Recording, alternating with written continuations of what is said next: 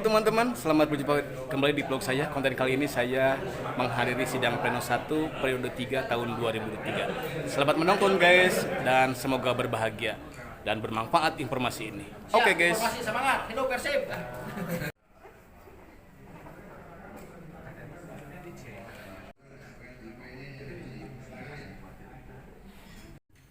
Di Citarum Hilir dan di Cileum Tengah gitu ya. Ya teman-teman kami juga dari Karawang, Bekasi gitu ya. Cianjur kadang nggak datang gitu ya. Padahal tadi kan kita ada quorum ya, ada 50% anggota plus 1 gitu ya. Kalau tadi saya simak penundaan 1 jam sampai nunggu, tapi kalau nanti 1 jam nggak ada mungkin baru bisa dimulai. Nah kita pernah mengalami waktu itu karena anggota terlalu sedikit ya, tidak quorum. Nah supaya bisa quorum saya minta dibagikan disediakan link Zoom. Jadi waktu itu rekan-rekan yang dari jauh dari luar kota ya, dari luar kota bisa ikut gitu. Bisa ikut berpartisipasi. Nah jadi saya ingin ini walaupun kita suasana sudah tidak COVID gitu ya, karena ini cukup membantu untuk rekan-rekan. Saya apalagi yang dari Punten perwakilan pemerintah itu kadang-kadang banyak agenda ya, banyak agenda gitu. Walaupun tadi diberikan keleluasaan bisa mengutus gitu ya, memberikan surat kuasa kepada pejabat yang kompeten, tapi saya kira kalau memang kita bisa ikut rapat secara daring gitu ya, kenapa tidak gitu ya. Jadi kita pernah blended gitu ya, ya luring ya daring gitu. Waktu itu saya ingat waktu di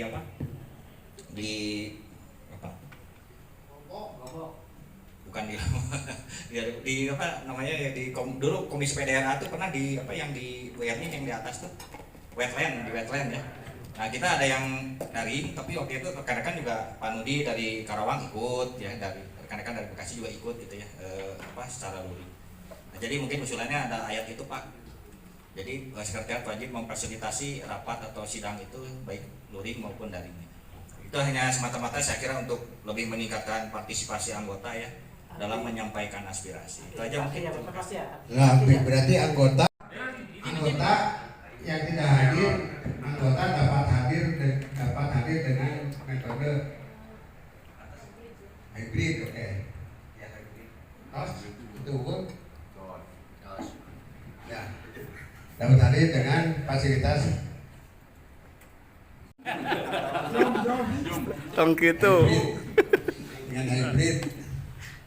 Tapi ini membuka ketidakhadiran, keluarga ketidakhadiran jadi besar. Jadi kalaupun ini situasinya dalam kondisi rapat atau persidangan Oke.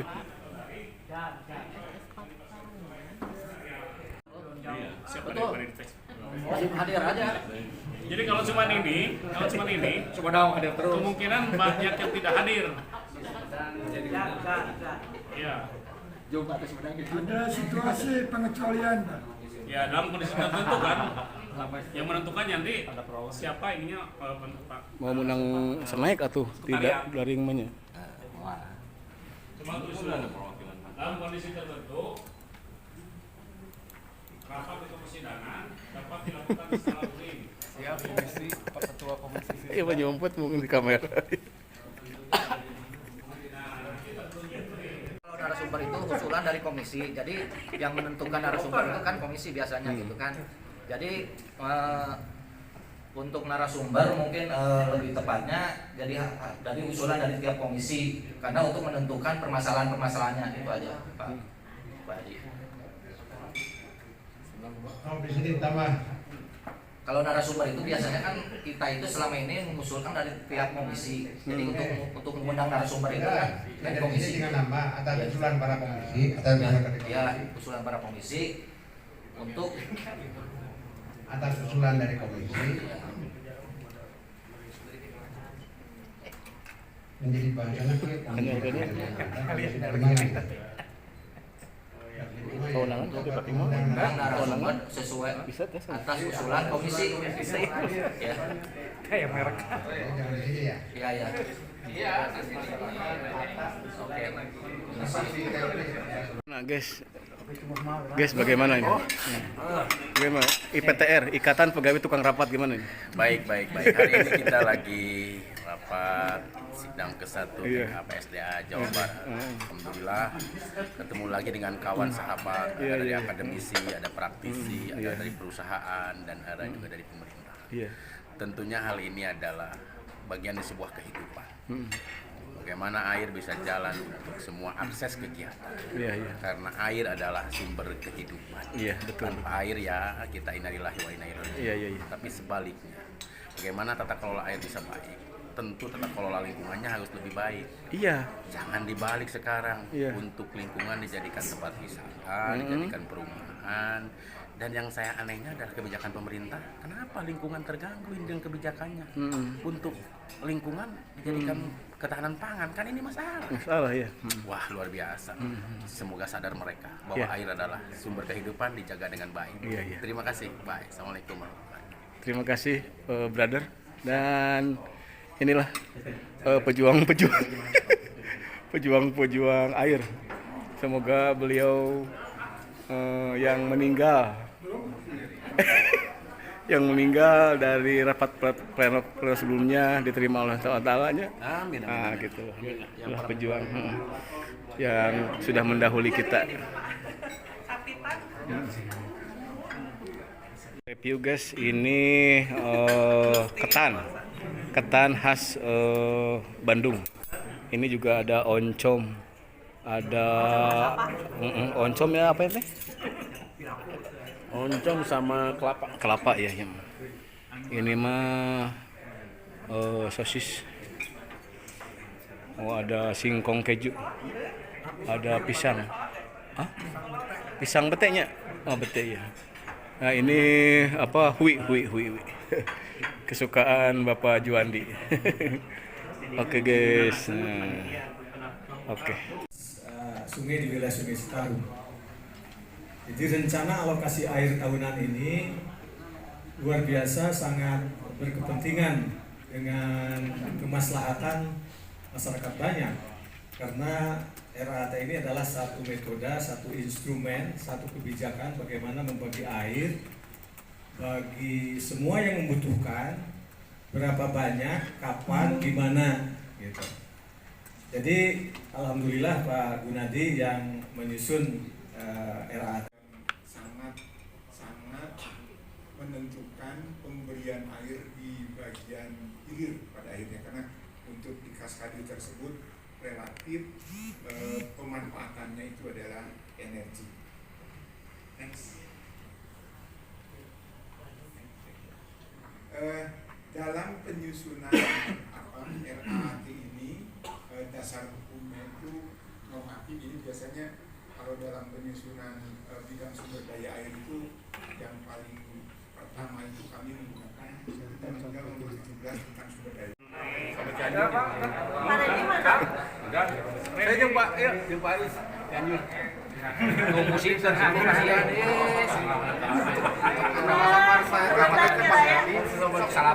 yang mudah saja. Kalau Pak Daud mudah ini. Pak Daud sama Pak Soleh. Iya.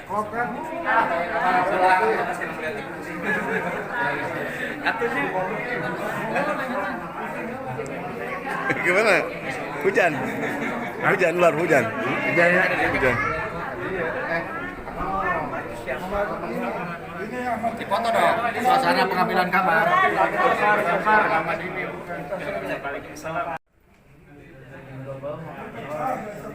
Udah ke ketuaan ini mau nunggu dipilihnya, sini nyari, sini ngelacak. Pak lacak Pak. Dan saja break gitu ya. Nah, ada konservasi sekretarisnya Pak Didin lah Pak. Meternya. Apa saja. Maka untuk komisi daerah ya, kan dari Bapak ketua perwakilan ya. Kalau saya memang jadi ketua, gitu ya, berarti saya sudah mewakili pemerintah. Jadi saya kira supaya adil. Setuju ya. Baik. Mungkin untuk sementara ini walaupun kemarin sudah diputuskan dalam rancangan tatib ya, bahwa keanggotaan Pokja ini bisa dirubah ya. Bisa dirubah, jadi mungkin bisa situasional nanti ya. Alhamdulillah setelah disepakati dengan cepat dalam arti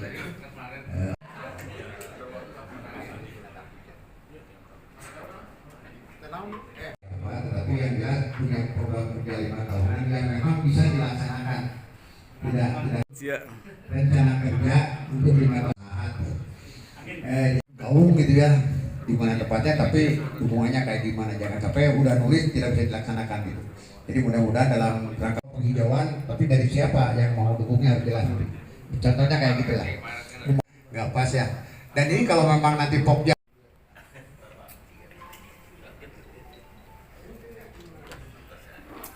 bisa dibaca segera di layar sebelah kiri juga bisa dilihat.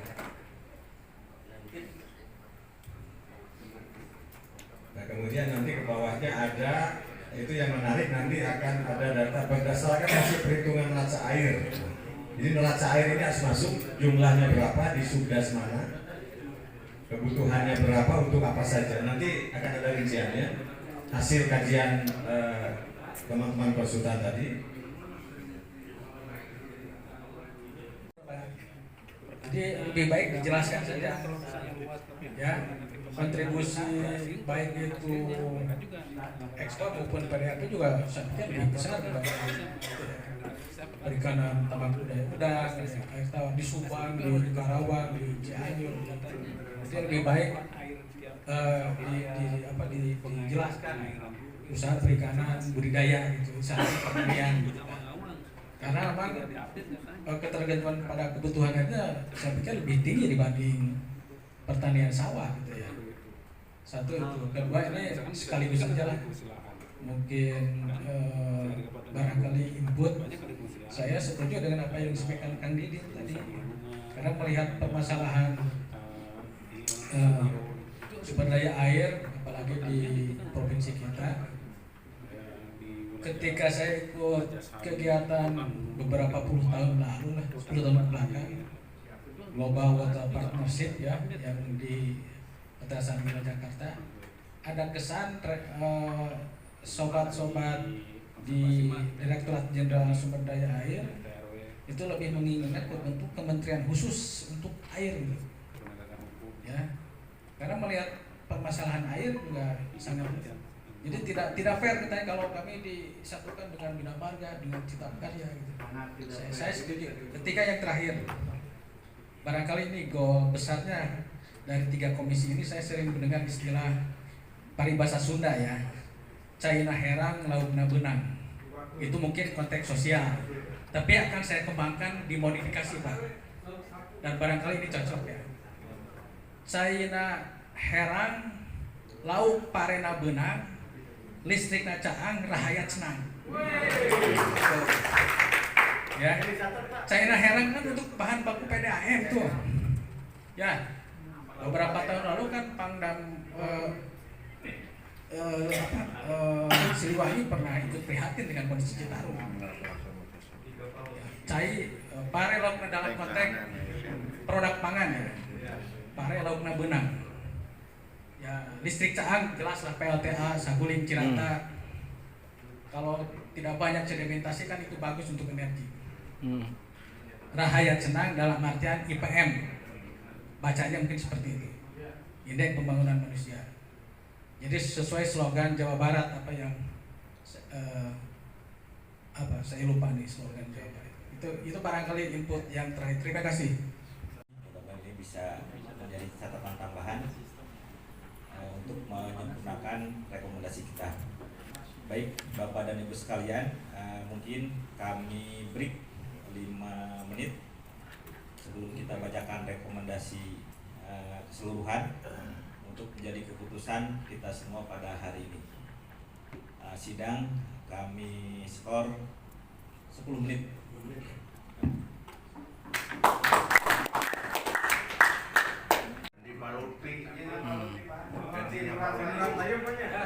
mau tadi dicari-cari. Saudara penonton dimanapun Anda berada, kita akan break selama 10 menit untuk melaksanakan penetapan pleno hasil sidang, dan kita akan kopi dulu dan makan snack dulu. Gimana tanggapan pada pagi ini? Pagi ini alhamdulillah, senang sekali. Enak banget. Perjalanan lancar. Perjalanan lancar. Amin. Amin. Rekomendasi sudah selesai. Selesai. Tinggal OTW. OTW. Oke. Siap. Gimana Pak Agus? Jaya. Gimana ini anak soleh ini? Pak Soleh gimana? No comment. No comment. Gimana Pak Tantan? Air itu lambang silaturahmi. Oke. Menghubungkan.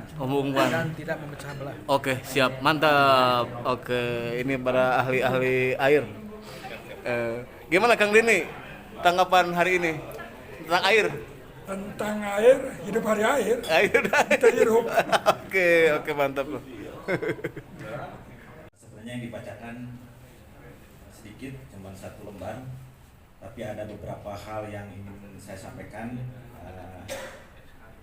Bahwa yang pertama, sidang pleno ini yang sekarang kita lakukan ini posisinya sangat penting dan strategis karena merupakan TKPSDA dengan anggota kepengurusan yang baru.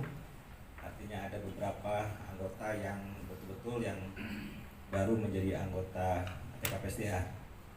Dan juga penting karena substansi yang dibahas adalah mengenai pemilihan anggota komisi, karena ini akan menentukan langkah kerja komisi 5 tahun ke depan.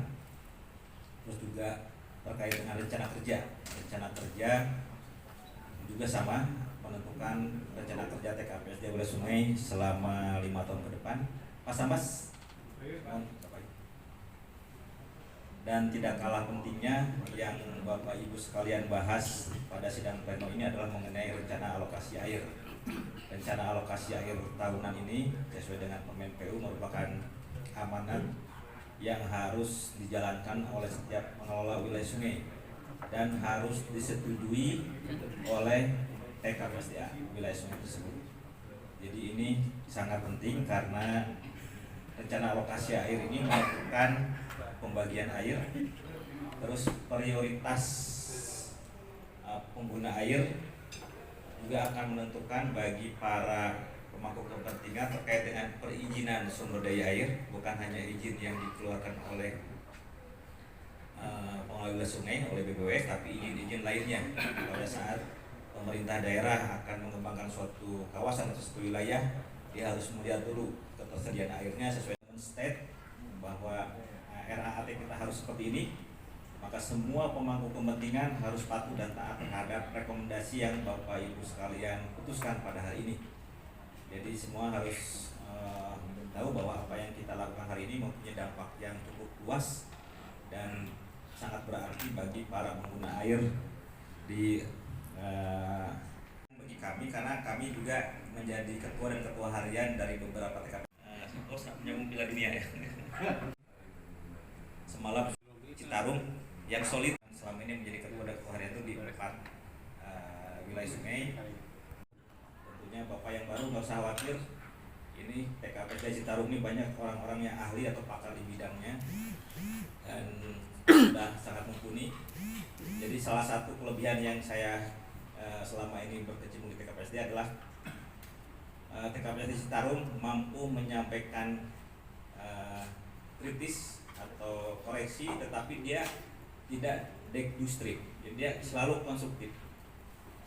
Jadi seperti itu. Jadi pada saat kita menyampaikan sesuatu hal yang memang menurut kita ada suatu kendala atau masalah yang harus kita perbaiki, baik di tataran pelaksanaan maupun regulasi, ini saya lihat di sini selalu ada suatu kesimpulan yang harus menjadi kesepakatan bersama.